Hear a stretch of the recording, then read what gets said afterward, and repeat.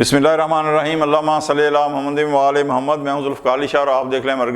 Margalla digital TV channel. बात ये आ जाती है कि 22 अप्रैल को पहलगाम में दहशतगर्दी के वाक़े के बाद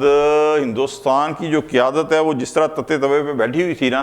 तो अंदाज़ा तो था कि वो कोई ना कोई चवल मारेंगे, लेकिन उन्होंने जितनी बड़ी चवलें मारनी शुरू की ना, क्योंकि दोनों न्यूक्लियर पावर हैं,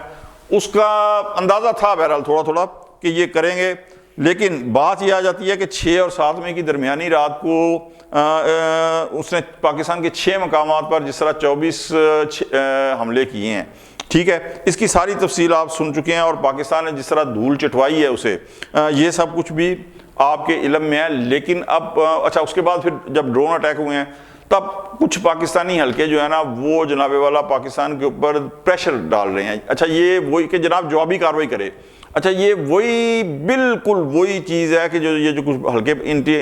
विद इन दी पाकिस्तान जो यूट्यूबर हैं, जो मकसद ये सोशल मीडिया है, ये दबाव डालना पाकिस्तान हम लग रहे पाए ना, ये बिल्कुल वही चीज़ है कि जो इंडिया चाहता है। ये बिल्कुल उसी पिच के ऊपर खेल रहे हैं कि जो हिंदुस्तान चाहता है। इसलिए कि कोई ये नहीं सोच रहा कि जब उनसे सवाल करें ना कि 22 अप्रैल को हुआ है पहलगाम में दहशतगर्दी का वाक़या, 15 दिन लगाए हैं इंडिया ने रिएक्ट करने के बाद, अपना जो है वो उन्होंने जो भी एक्शन किया है, तो आपको जो है वो किस चीज़ की जल्दी है? क्या आपके पीछे मतलब पुलिस लगी हुई है?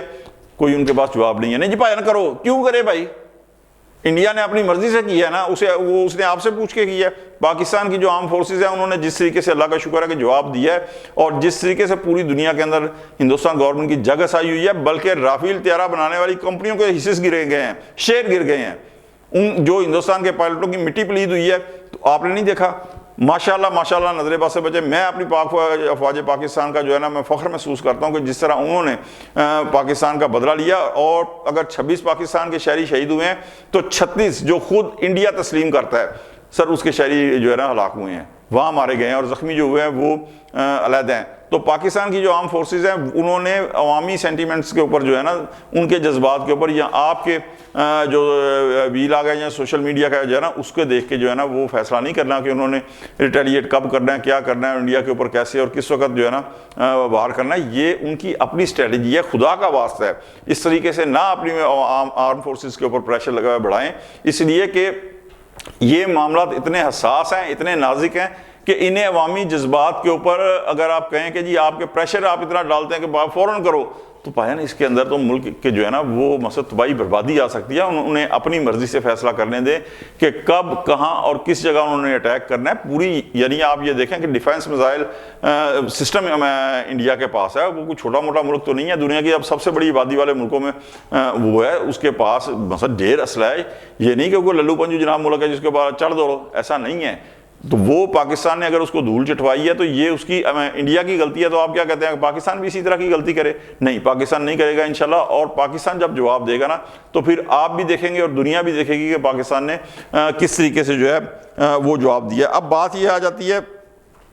कि मैं एक और भी इलाके में कह चुका हूँ कि ये इंडिया के लिए विन विन सूरत हाल थी कि ठीक है जी हो गया, लेकिन उसके बाद चूँकि इसराइल उसके साथ खड़ा है,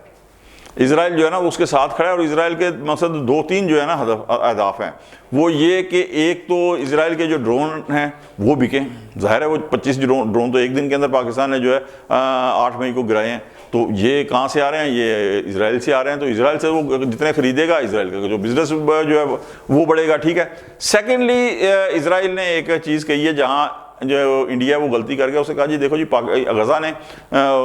गज़ा के अंदर हमास ने जो अटैक किया था तो मैंने क्या कर दिया जनाब। अब इंडिया को ये सोचना चाहिए था कि पाकिस्तान गज़ा नहीं है, पाकिस्तान एक न्यूक्लियर पावर है, पाकिस्तान जो है उसकी बेहतरीन डिफेंस सिस्टम है, पाकिस्तान के पास बेहतरीन जो है एयरफोर्स सिस्टम है, यहाँ उसकी बेहतरीन दुनिया की बेहतरीन जो अफवाज होती हैं आर्मियाँ उनके अंदर उसका आता है, उसकी इंटेलिजेंस एजेंसी जो ISI है टॉप 10 इंटेलिजेंस एजेंसीज के अंदर आती है। आज भी जो है उसके पास जो सिस्टम है नेविगेशन का, जो उसके पास इंटेलिजेंस का सिस्टम है,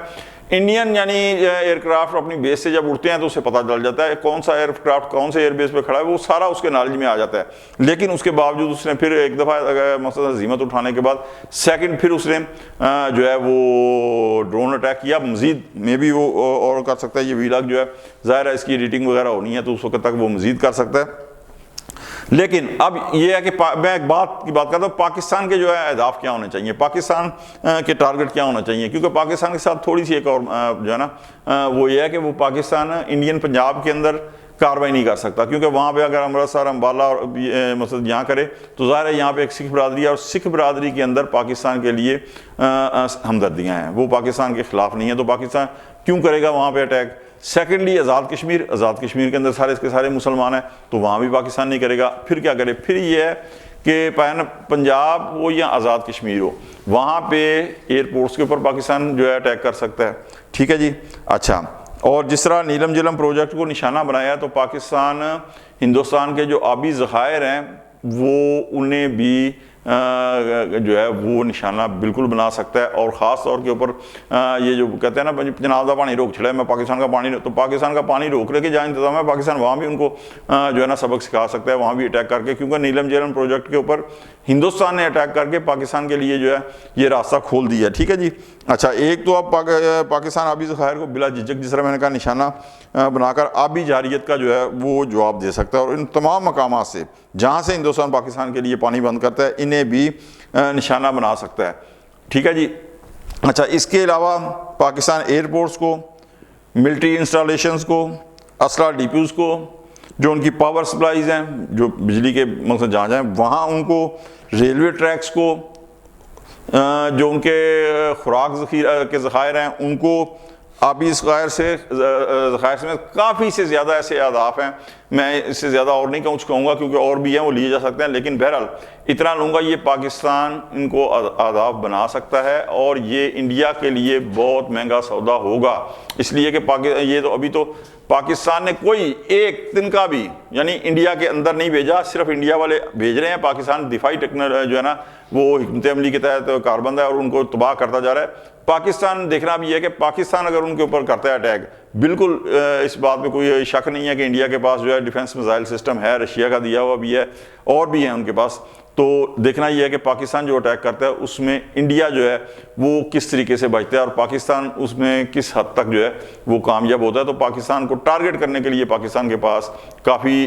چیزیں ہیں، تو اس میں یہ نہیں ہے کہ پاکستان ٹارگٹ نہیں کر سکتا، تو یہ انڈیا کی بھی سوچنا چاہیے، دنیا کو بھی سوچنا چاہیے، اور اول